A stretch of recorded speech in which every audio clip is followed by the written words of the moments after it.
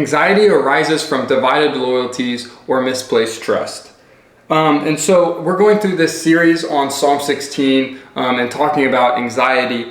And so in the past videos, we've gone over verse 1 through 3, and now today we'll be on verse 4.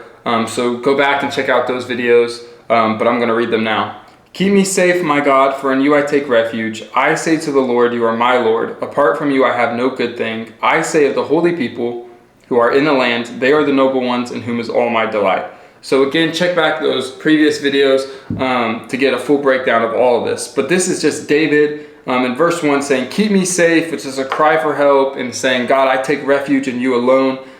You protect me from my anxiety. And then it says, you are my Lord, apart from you I have no good thing. And this is David reorienting where his loyalties lie and putting God first. And then that helps with anxiety by having God as your supreme treasure and not the things of this world. And then David goes into talking about the holy people in the land, which are God's people, and finding delight in being with God's people, and instead of finding delight in the things of this world, which lead to anxiety. And so then now we're in verse 4, and it says, those who run after other gods will suffer more and more. I will not pour out libations of blood to such gods or take up their names on my lips. So the start of verse 4 goes, those who run after other gods will suffer more and more. And so we see this running after, this chasing after other gods. What are other gods?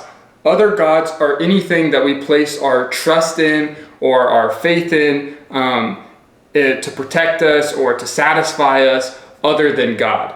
And whenever we orient our trust to anything other than God, such as material things like finances or relationships or societal status or any kind of false comfort, we will suffer more and more. And we get anxiety because those things are bound to fail. They will fail every time.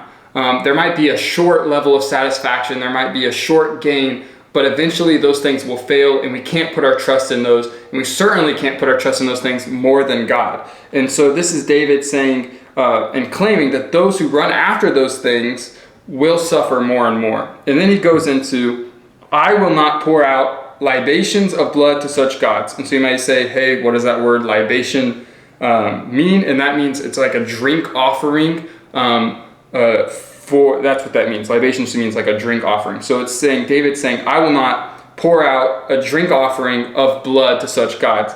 And he's not necessarily meaning like literal blood. He's also meaning like anything bad. It's like you're pouring out something that is so bad, like blood, to these gods instead of wine. And so it's kind of like a vulgar, like it's such a bad offering that it's like blood instead of wine.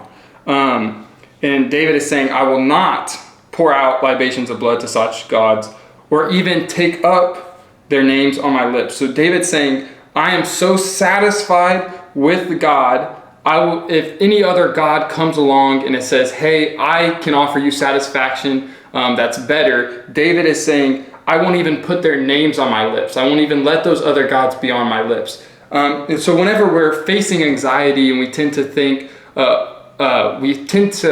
anxiety shows us where we put our trust in. And so if our trust is in things like money or finances or relationships or whatever comforts in the world, those things are bound to fail. And so we shouldn't even put those things on our lips or put any weight or trust in those things, because they will fail every time. And that's where our anxiety gets tied up into. That's when we begin to have anxiety.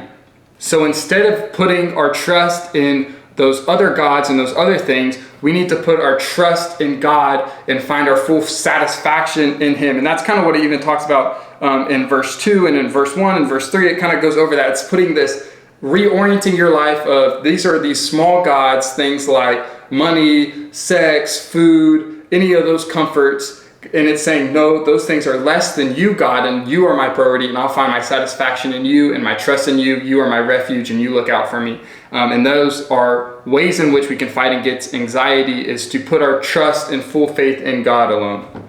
And so that's verse 4. Next week we'll be on verse 5, and see you next week. Thank you.